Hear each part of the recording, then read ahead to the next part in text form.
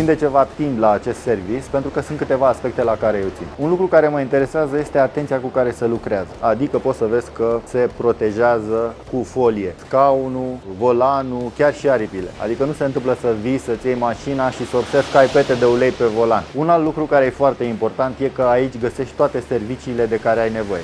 Atât pe partea mecanică, pe partea electrică, ai diagnoză licențiată, care e mare lucru, până și vulcanizare. Stând în sala de așteptare, poți să observi pe monitor cum se lucrează la mașină și asta mi-arată că lucrurile sunt transparente.